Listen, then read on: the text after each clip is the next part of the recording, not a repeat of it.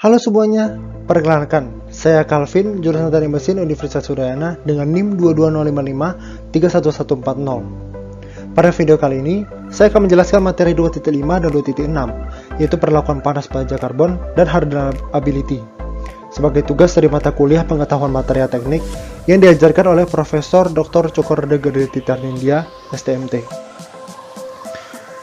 Adapun buku yang saya gunakan sebagai referensi pada presentasi kali ini adalah buku Science of Engineering Materials, volume 2, karya Manas Canda. Seluruh gambar dan materi yang ada pada PowerPoint kali ini, saya kutip langsung dari buku ini yang saya terjemahkan terlebih dahulu.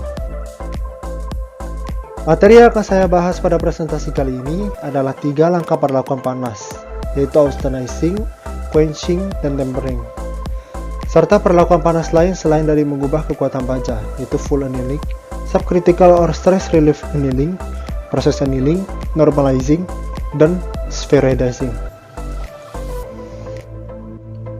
Langkah pertama adalah austenizing atau austenitasi, adalah proses memanaskan baja di atas suhu transformasi dan menahannya beberapa saat sampai sebagian atau seluruh bagian telah bertransformasi menjadi austenite. Suhu yang dibutuhkan tergantung dari baja karbonnya dan dapat diketahui dengan menggunakan diagram kesetimbangan besi karbon. Karena austenit terbentuk dengan proses nukleasi dan pertumbuhan, maka membutuhkan waktu yang cukup lama untuk terjadi difusi. Jika austenit homogenis merupakan tujuan kita. Semakin tinggi suhu dalam proses austenisasi, maka semakin sedikit juga waktu untuk proses austenitasi. Suhu yang terlalu tinggi juga tidak baik, karena akan menghasilkan ukuran butiran yang besar, yang akan menyebabkan kerapuhan. Proses full annealing adalah proses pendinginan yang sangat lambat.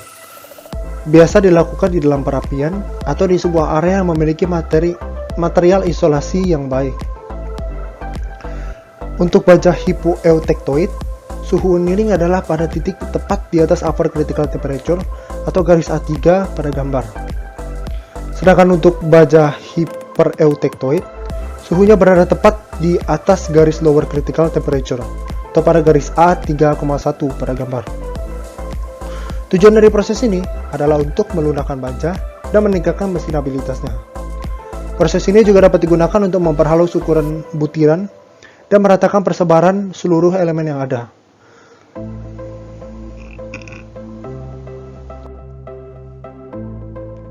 Proses yang dibahas selanjutnya adalah stress relief annealing dan proses annealing. Yang keduanya merupakan proses yang digunakan untuk mengurangi tekanan dan sering digunakan pada beberapa industri untuk mengurangi tekanan karena pendinginan dan melunakkan baja untuk proses lebih lanjut. Kedua proses ini dilakukan dengan cara memanaskan baja sampai pada suhu di bawah garis A1. Selanjutnya, normalizing, yang tujuannya adalah untuk menghasilkan baja yang lebih keras dan lebih kuat dari full annealing dan memperkecil ukuran butirannya. Proses normalizing dilakukan dengan memanaskan sampai pada rentang suhu austenitasi yang diikuti dengan pendinginan pada ruang terbuka di suhu ruangan. Dengan begitu, proses pendinginan pun terjadi lebih cepat dari proses annealing dan menghasilkan butiran perlit yang lebih halus karena austenit terbentuk pada suhu yang lebih rendah. Baja hypereutectoid yang telah melalui proses annealing dan membentuk cemented karena dapat membentuk jaringan retak di sekitar area perlit yang menghasilkan mesinabilitas yang buruk. Hal tersebut dapat diperbaiki dengan proses perlakuan panas yang disebut sebagai spheroidizing. Proses ini akan menyebabkan cemented yang ada pada jaringan dan dalam perlit membentuk struktur partikel globular yang disebut dengan spheroid. Ada dua metode yang sering digunakan untuk membentuk struktur spheroid, yaitu yang pertama dengan mempertahankan suhu tepat di bawah suhu kritikal bawah, atau yang kedua dengan mempertahankan suhu tepat di atas atau tepat di bawah suhu kritikal bawah secara bergilir atau alternating, naik turun. Hardening atau pengerasan baja adalah istilah yang digunakan untuk proses formasi struktur varstensit. Cara yang umum digunakan dalam proses ini adalah dengan mengaustenisasi logam dengan memanaskannya sampai pada suhu di atas suhu transformasi dan mempertahankannya hingga karbon terlarut dalam austenit. Lalu mendinginkan baja austenit secara cepat dengan menyelupkannya pada air atau minyak, yang menyebabkan transformasi dari austenit ke martensit. Martensit sangatlah keras, namun juga rapuh, karena ekspansi volume secara cepat yang terjadi ketika martensit terbentuk, yang meninggalkan tekanan residual pada baja. Untuk mencegah keretakan pada akibat tekanan, baja baiknya dilalui proses tempering sesaat setelah dicelup dalam air. Tempering adalah perlakuan panas yang mengurangi tekanan dan melunakkan baja yang dilakukan sesaat setelah proses hardening. Berbeda dari proses hardening yang tujuannya adalah untuk mencapai tingkat kekerasan maksimal, tempering mengurangi sebagian dari tingkat kekerasan pada baja, dengan gantinya meningkatkan elastisitas baja. Pada dasarnya, reaksi tempering bisa digambarkan sebagai proses pengendapan karbon yang terjebak di dalam martensit sebagai karbida, dan perubahan struktur kristal pada fase besi dari tetragonal menjadi berpusat pada bodi. Reaksi transformasi FEC itu dapat digambarkan sebagai gambar berikut, di mana austenit yang dengan struktur FCC akan berubah menjadi ferrit dan karbida dengan pendinginan lambat. Namun juga bisa melalui pendinginan quench atau dicelupkan menjadi martensit terlebih dahulu, lalu ditempering lagi untuk menjadi hal yang sama. Austempering adalah proses perlakuan panas khusus yang menghasilkan 100% bainit. Dalam proses ini, hal pertama yang dilakukan adalah mengaustenitasi baja dengan memanaskannya pada suhu austenitasi dan dinginkan secara cepat dalam larutan garam yang dipertahankan pada rentang suhu bainit hingga proses transformasi ke bainit selesai. Suhu itu adalah 200-400 derajat Celcius. Dengan melakukan proses ini, maka baja langsung bertransformasi ke struktur yang diinginkan tanpa harus melalui proses tempering atau dipanaskan ulang.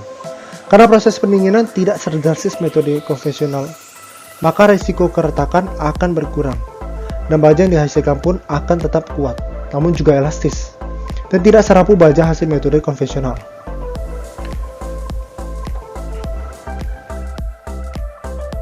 Struktur bainit yang dihasilkan proses austempering memiliki kualitas unggul pada skala kekerasan Rockwell 50-60. Namun pada skala Rockwell 25-40, struktur tempered martensit lebih unggul dalam kekuatan dan elastisitasnya. Martensit terbebas dari tekanan makro seperti pada baja yang melalui proses tempering konvensional dapat dicapai dengan menggunakan prosedur pendinginan terinterupsi atau interrupted quenching yang disebut sebagai martempering. Pada proses ini, setelah baja dipanaskan pada suhu austenitasi, baja diinginkan pada larutan garam sampai pada suhu tepat sebelum transformasi ke martensit dimulai, dan dipertahankan agar suhu merata pada seluruh bagian, namun sebelum proses pembentukan bainit dimulai. Baja lalu didinginkan dengan udara hingga mencapai suhu ruangan.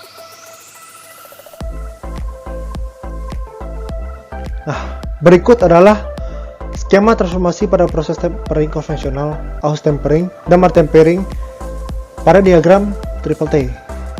Terlihat pada skema ini bahwa tiga metode itu berusaha melakukan pendinginan cepat demi untuk menghindari puncak kurva bentuk C, untuk menghindari terjadinya transformasi yang tidak sesuai dengan tujuan. Terlihat bahwa proses tempering hanya terjadi pada garis ketiga, yang merupakan proses hardening konvensional yang dilakukan dengan mendinginkan baja dengan sangat cepat sehingga baja yang dihasilkan sangat keras, namun juga rawan retak, sehingga perlu dipanaskan sebentar lagi untuk melunakkannya agar tidak mudah retak. Proses pendinginan terinterupsi adalah seperti yang terjadi pada garis 1 dan 2, di mana pendinginan cepat dilakukan untuk menghindari kurva C, dan baja diberi waktu untuk meratakan perubahan suhu sehingga transformasi berjalan mulus dan tersebar merata.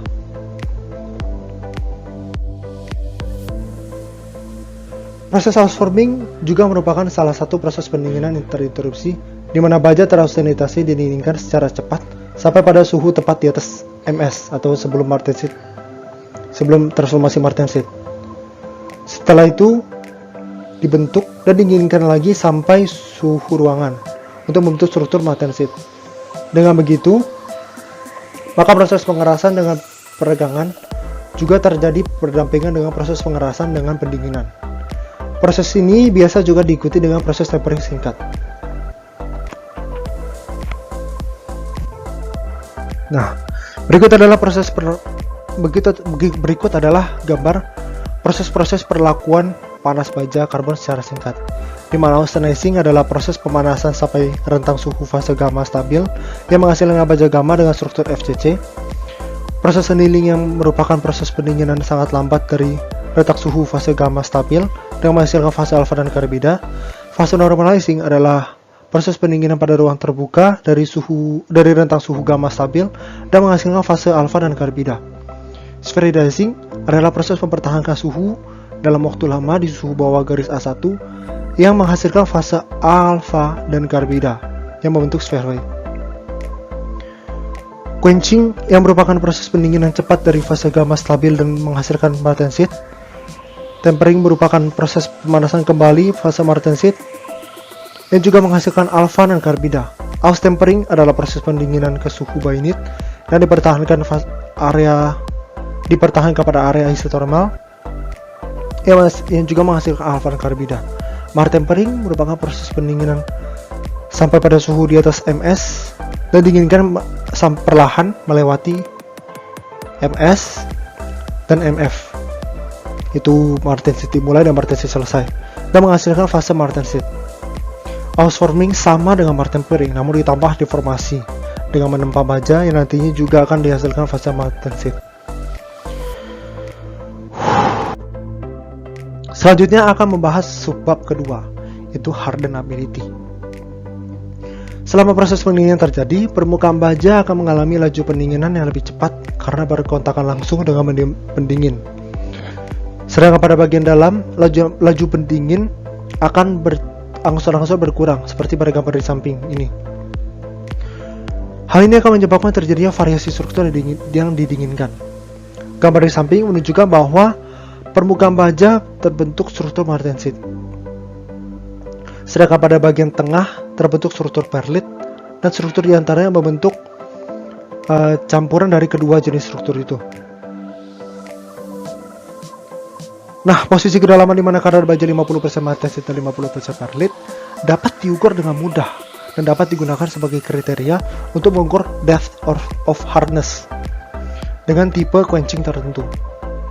Depth of hardness merupakan pengukuran kekerasan baja yang merupakan fungsi dari beberapa variabel, yaitu ukuran dan bentuk, tipe quench, serta komposisi dan ukuran butiran. Nah, variabel pertama yaitu ukuran dan bentuk. Panas dalam setiap elemen dari volume dalam spesimen baja harus melewati permukaan medium pendingin. Semakin besar rasio luas permukaan dan volume, maka semakin besar juga laju pendinginan. Dengan begitu, maka rasio terkecil adalah bentuk spheroid atau bola, dan rasio yang terbesar adalah pendinginan tipis.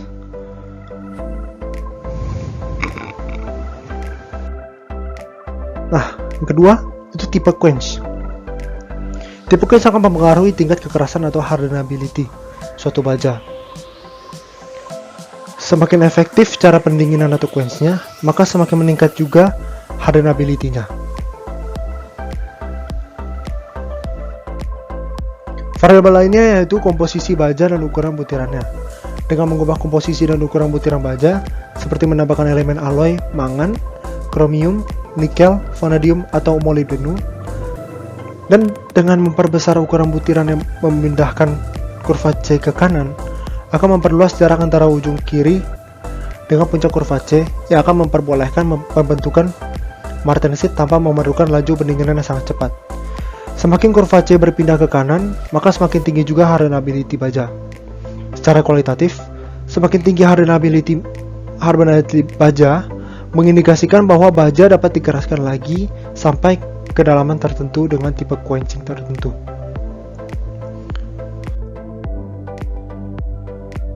Karena kekuatan adalah faktor utama dalam desain, spesifikasi material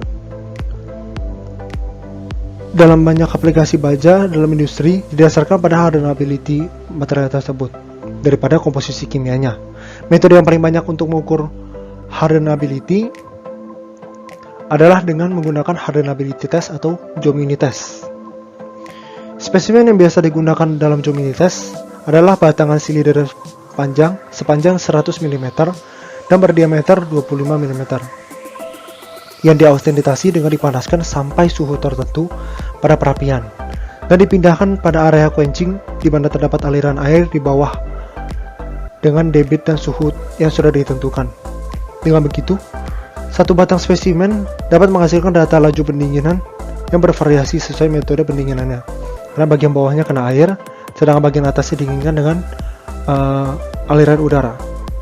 Nah, setelah 10 menit, proses pendinginan spesimen diselesaikan dengan berendamnya ke dalam air dingin dan dibentuk dua permukaan datar sedalam 0,4 mm secara paralel dan longitudinal pada dua sisi berseberangan batangan, yang nantinya akan digunakan sebagai tempat untuk mengukur tingkat kekerasannya.